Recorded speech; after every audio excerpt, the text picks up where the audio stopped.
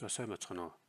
Энэ видеогоор IMAT сегмент системийн хичээлүүдийг хэрхэн үзэх тухай тайлбарлая. За мэдээж зэрэг нэвтэрч авах шаардлагатай. За ингээд амжилттай нэвтэрсний дараагаар онлайн хичээл гэсэн төвчөн дээр дарна. Ийм цэнхэр өнгөтэй цэс гарч ирнэ. Энэ цэс дотор бол ерөнхий боловсролын сургуулийн математиктэй холбоотой бүх хичээлүүд нь байж байгаа. Жишээлх юм бол айлгуур анализыг задлах юм бол дотор ийм олон бүлэг сэдвүүдэд хуваагдана. За жишээлх юм бол уламжлалыг задлахад дахиад дотор ингэж олон салхи нь байна. Интеграл гэхэд бас ингэ хичээлүүд нь гарч ирнэ. За геометр гэхэд 3 хэсэг задарч байна. Хавтгын геометр, координатын геометр, хөтөргөн геометр. За хавтгын геометрийг задлахад жишээлх юм бол ингэ задарна. За ингэ магадлалгаа бүгд өөрсдөө дотроо задраад явна. За уламжлалын шүрэг чулуун гэсэн хичээл рүү орж үзье. За хичээл бол дээдэлтэй ийм видео хичээлтэй. Гэхдээ видео хичээлээ үзэхэд түр орхиод онлын хэсгийг сайн уншиж, ойлгож, бичиж тэмдэглэж авах хэрэгтэй.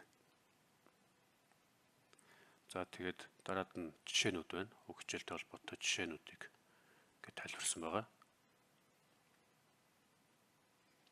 За тэгээд доотлолт нь даалгаврын бодлогод үздэг. За зарим хичээл дээр бол сэдвийн шалгалт орсон байгаа. За зарим дээр нь л ороогүй. За ингээд онол жишээгээ сайн ойлгосныхаа дараагаар видео хичээлээ дахиад нэг үзчих хэрэгтэй. Ингээд хичээлийг 2 дахиад заалгаж яах гэсэн үг болно. За видео хичээлүүд нь бол маш богино хугацаанд маш их мэдлэгийг өгөхөөр бодож бэлтгэсэн байгаа.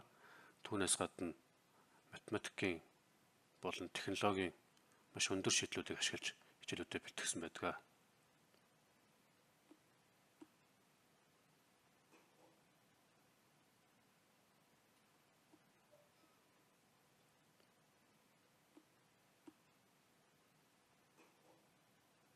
За магадлал руу орё гэж бодоход магадлалтай холбоотой хичээлүүд нь ингээд гараад ирнэ. Тестарлаараа. За магадлалын үрж хүлээгээд ороход дахиад видео хичээл нь байж байна.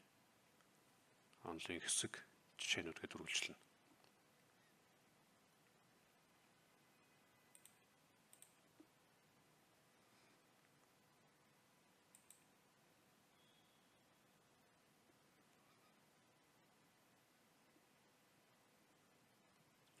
За энэ мэтлэнгээр хүссэн үедээ хүссэн хичээлээ гаргаад үзэх боломжийг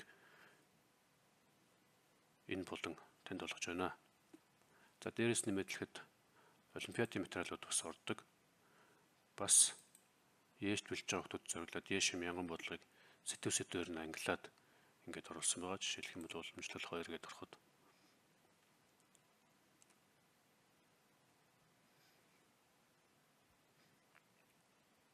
уламжлалын бодлогуудыг ингээ ангилаад ялгцсан байх жишээтэй.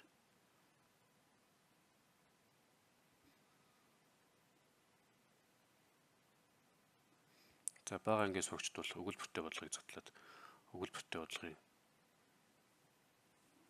ийм олон хичээл байна. Өөртөө орж үзэх хэрэгтэй. За энд бол онолсоод авах юм байхгүй учраас шууд жишээгээр эхэлж байна. За ингээ бие даах бодлогууд, видео бодлогууд, даалгаврын бодлогууд гэх мэтлэнгээр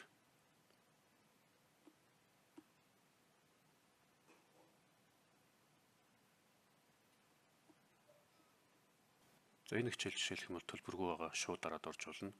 За бусад хичээлүүдийг нэвтрээд төлбөр төлөөд эсэрх авсны дараагаар ашиглах боломжтой болно.